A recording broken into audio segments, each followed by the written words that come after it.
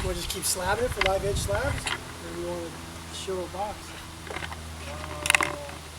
I think what we should do is flip it once and go down like 5 inches and go one across. Flip it again, go down like 5 inches, go across. And then flip it again and cut it so we have, make a quick beam out of it.